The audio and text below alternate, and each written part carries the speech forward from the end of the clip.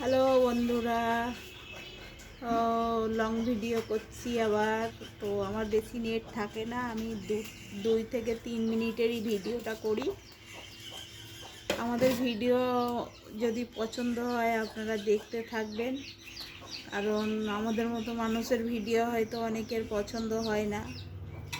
তো একটা কথাই বলবো যে শুরুতে তো আমি 2010-এ যখন অপারেশন হলাম তখন আমি পুরো সুস্থ হয়ে গেলাম, কিন্তু যখন আমি 2019-এ অপারেশন হলাম, আগে যদি ডাক্তাররা বলতো যে স্পাইনাল কর্ড সার্জারির পর আর হাঁটতে পারবে না, তো এত বড় রিস্ক নিতাম না। তো দেখুন, টাকা খরচা করে অপারেশন করেও কোনো লাভ হলো না। যারা বিনা টাকায় হয়তো সরকারি হসপিটালে বা অপারেশন হয়েছে, তারা হয়তো হাঁটতে পারবে না, এরকম একটা যাই হোক কিছু হবে। কিন্তু আমার পুরো লাখ লাখ টাকা খরচা করে চেন্নাই যাওয়া থেকে শুরু করে তবুও সব শেষ, তবুও আমি হাঁটতে পারলাম না। যে ভালো জায়গায় অপারেশন করলে কোনো ক্ষতি হবে না বা হাঁটাচলা করতে পারবে, এরকম একটা আশা ছিল। কিন্তু এখন দেখছি যে অপারেশন ভালো জায়গায় করেও কোনো লাভ হয়নি।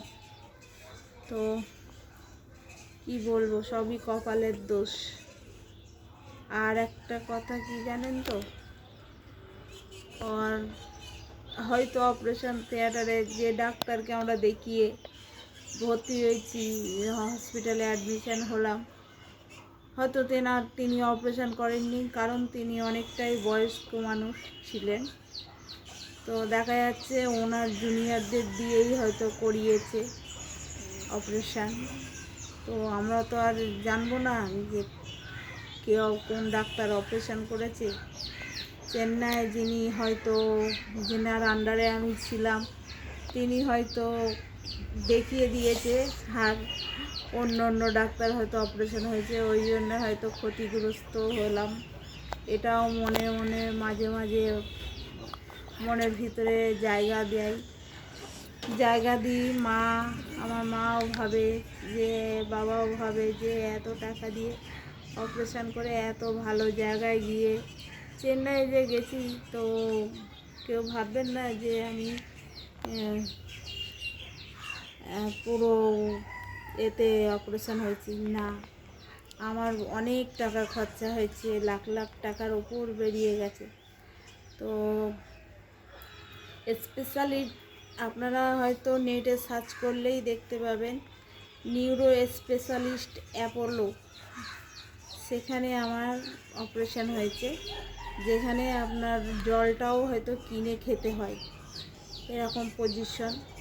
তো দুটো অপারেশন হয়ে যদি একটা ক্ষতিগ্রস্ত হতো তো মানা যেত, দুটো ক্ষতি হলো আমার। এক তো ইউরিনের প্রবলেম এসে গেল, দ্বিতীয় স্পাইনাল কর্ড সার্জারি যে করা হয়েছে সেটাও হয়তো সাকসেস হয়নি।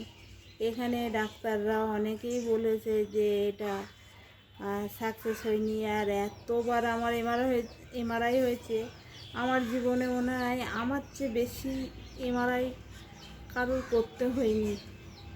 মিনিমাম হয়তো আপনারা বিশ্বাস করবেন কি জানি না, আমার প্রতিটা জায়গায় আপনার এনআরএস থেকে শুরু করে পিজি, বাঙুর, সব জায়গাতেই আমার এমআরআই হয়ে গেছে।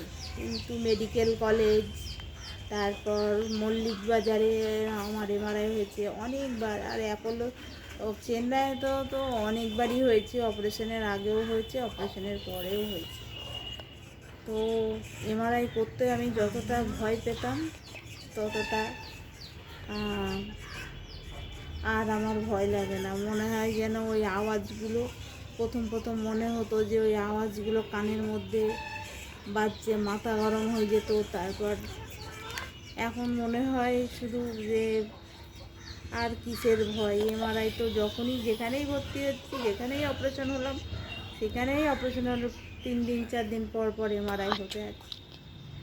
তো এই ভিডিও আর বড় করলাম না, হয়তো 3 থেকে 4 মিনিটের বড় আর ভিডিও করতে পারি না, কারণ আমার নেটের সমস্যাও আছে এখানে।